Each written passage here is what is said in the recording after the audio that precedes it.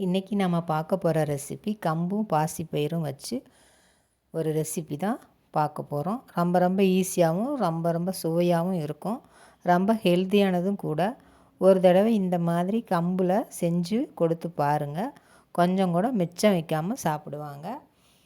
ரொம்ப சுவையாக இருக்கும்.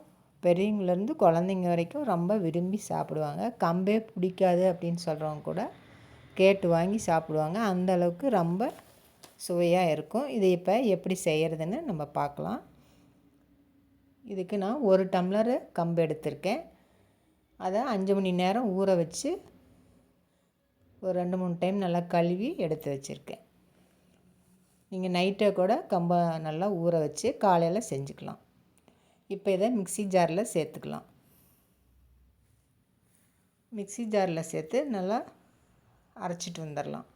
தண்ணி இல்லாமல் நல்லா வடிச்சிட்டு மிக்ஸி ஜாரில் சேர்த்துக்கணும். அதை நம்ம ரவை பதத்துக்கு கொஞ்சம் கொரகொரப்பாக அரைச்சிக்கணும். ரொம்ப நைஸாக அரைச்சிடக்கூடாது. ரவை பதத்துக்கு இந்த மாதிரி நல்லா கொரகொரப்பாக அரைச்சி எடுத்துக்கணும். இந்த மாதிரி நல்லா அரைச்சி எடுத்து வச்சுக்கலாம். அடுத்தது 1 டம்ளர் பாசி பருப்பு எடுத்திருக்கேன். அதையும் நல்லா வறுத்து நல்லா 2-3 டைம் தண்ணி விட்டு கழுவிட்டு நம்ம காயெல்லாம் கட் பண்ணங்காட்டி இதை ஊற வச்சோம்னாவே போதும்.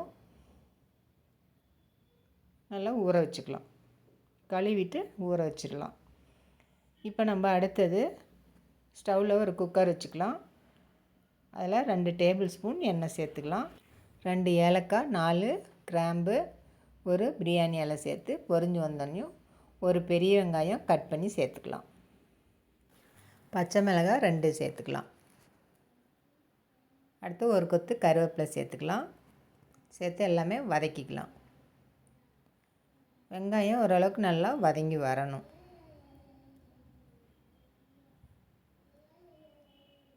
இப்போ வெங்காயம் நல்லா ஓரளவுக்கு வதங்கி வந்துடுச்சு. இப்போ 1 ஸ்பூன் இஞ்சி பூண்டு பேஸ்ட்டு சேர்த்துக்கலாம். சேர்த்து நல்லா வதக்கி விட்டுறலாம். இப்போ நல்லா வதங்கி வந்துடுச்சு.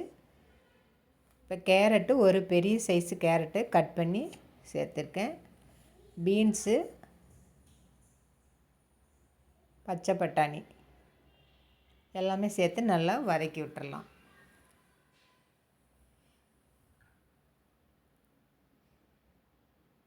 பீன்ஸ் ஒரு 1/4 கப்பு, பச்சை பட்டாணி ஒரு 1/4 கப்பு சேர்த்துருக்கேன். கேரட் மட்டும் 3/4 கப்புக்கு சேர்த்துருக்கேன், சின்ன கப்பில். எல்லாம் சேர்த்து நல்லா வதக்கி விட்டுறலாம். இப்போ ஓரளவுக்கு நல்லா வதங்கி வந்துடுச்சு காயெல்லாம். இதோட 1/4 டீஸ்பூன் மஞ்சத்தூள், 1/2 டீஸ்பூன் ஜீரகத்தூள், இப்போ 1/4 டீஸ்பூன் மிளகுத்தூள், இப்போ குழம்பு மிளகாய்த்தூள் 2 டீஸ்பூன் சேர்த்துக்கலாம். இப்போ காரத்துக்குன்னு நம்ம பச்சை மிளகாய் மட்டும்தான் சேர்த்துருக்கோம். அதனால் 1 டீஸ்பூன் மிளகாய்த்தூள் சேர்த்துக்கலாம். தனி மிளகாய்த்தூள் சேர்த்து நல்லா கலந்து விட்டுறலாம். இப்போ இதோட மல்லி இலையும் ஒரு கைப்பிடி அளவு சேர்த்துக்கலாம். தக்காளியும் ஒரு தக்காளி சேர்த்துக்கலாம். அது வீடியோ மிஸ் ஆயிடுச்சு. ஒரு தக்காளி சேர்த்துக்கணும். இப்போ இதுக்கு தேவையான அளவு காய் வதங்கி வர்றதுக்கு உப்பு சேர்த்து நல்லா வதக்கிக்கலாம்.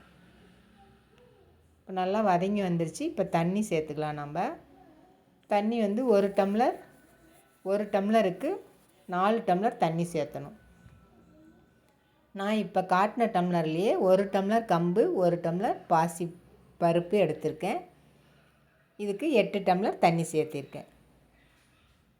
நீங்கள் எந்த டம்ளரில் கம்பு அளந்து எடுக்கிறீங்களோ அதே டம்ளரில் எல்லா அளவுலையும் அளந்துக்கணும்.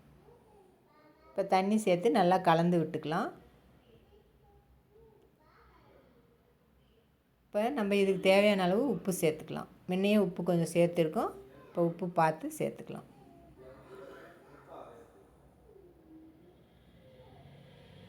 உப்பு சேர்த்து கலந்து விட்டு மூடி வச்சிடலாம். ஒரு 2 நிமிஷம் மூடி வச்சோம்னா காய் நல்லா சாஃப்டாக வெந்து வந்துடும்.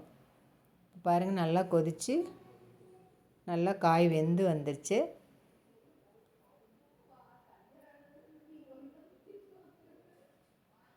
இப்போ இதோடு நம்ம அரைச்சி வச்ச கம்பும் சேர்த்துக்கலாம்.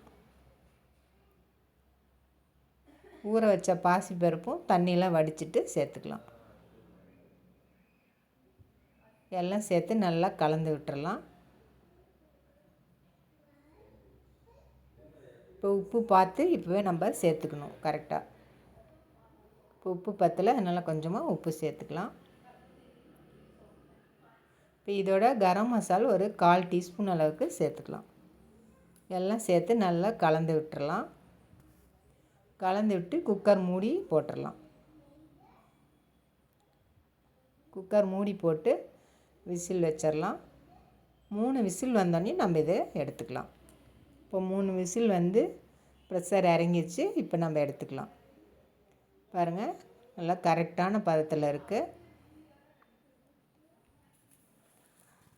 நல்ல மணமாகவும் நல்ல சுவையாகவும் இருக்கும். ரொம்ப ரொம்ப ஈஸியாகவும் இருக்கும். சட்டுன்னு செஞ்சு முடிச்சிடலாம். இந்த பதத்தில் தான் நம்மளுக்கு இருக்கணும். இன்னும் ஆறுனா கொஞ்சம் திக்காகவும், அப்போது கரெக்டாக வந்துடும் நம்மளுக்கு. ரொம்ப ரொம்ப அருமையான சுவையில் ஈஸியான ஹெல்த்தியான ஒரு கிச்சடி ரெடி ஆயிடுச்சு. இப்போ அடுத்தது நம்ம தாளிச்சிக்கலாம். ஒரு சின்ன கடாய் வச்சு அதில் 2 டேபிள் ஸ்பூன் நெய் விட்டுருக்கேன். அதில் ஜீரகம் 1/4 டீஸ்பூன் சேர்த்துட்டு ஒரு கொத்து கருவேப்பிலை சேர்த்துக்கலாம். இப்போ முந்திரியை உடச்சி சேர்த்துருக்கேன். ஒரு 6-7 முந்திரியை 2ஆக உடச்சி சேர்த்து நல்லா வறுத்துக்கலாம்.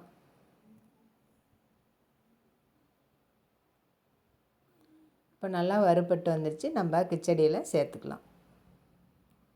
ரொம்ப அருமையாக இருக்கும். ரொம்ப சுவையாகவும் இருக்கும். ரொம்ப ஹெல்த்தியானதும் கூட. எப்போவுமே நீங்கள் ரவையில் செஞ்சுருப்பீங்க கிச்சடி, இல்லைன்னா கோதுமை ரவையில் செஞ்சுருப்பீங்க. ஆனால் இது வரைக்கும் கம்பில் செஞ்சுருக்க மாட்டீங்க. ஒரு தடவை இந்த மாதிரி சுவையில் செஞ்சு பாருங்கள். எல்லாருமே விரும்பி கேட்டு வாங்கி சாப்பிடுவாங்க. அந்தளவுக்கு ரொம்ப சுவையாக இருக்கும். இப்போ மல்லி இலை தூவிக்கலாம். நல்ல வாசனையாக இருக்கும். மல்லி இலை தூவி கலந்து விட்டுறலாம். இப்போ நம்மளுடைய கம்பு கிச்சடி ரெடி ஆயிடுச்சு. நீங்களும் இதே மாதிரி உங்கள் வீட்டில் செஞ்சு பாருங்கள். ரொம்ப சுவையாக இருக்கும். ஒரு தடவை செஞ்சு கொடுத்து பாருங்கள். சாப்பிட்டுட்டு வேண்டானே சொல்ல மாட்டாங்க. இன்னும் வேணும்னு கேட்டு வாங்கி சாப்பிடுவாங்க. அந்த அளவுக்கு ரொம்ப அருமையாக இருக்கும். கம்பில் எது செஞ்சாலும் பிடிக்காதுன்னு சொல்கிறவங்க கூட இந்த மாதிரி செஞ்சு கொடுத்து பாருங்கள். இன்னும் வேணும்னு கேட்டு வாங்கி சாப்பிடுவாங்க. அந்தளவுக்கு சுவையாக இருக்கும். ஒரு தடவை செஞ்சிங்கன்னா மறுபடியும் நீங்களே செய்வீங்க. அந்தளவுக்கு அருமையாக இருக்கும். லைக் பண்ணுங்கள், ஷேர் பண்ணுங்கள், சப்ஸ்கிரைப் பண்ணுங்கள். நன்றி, வணக்கம்.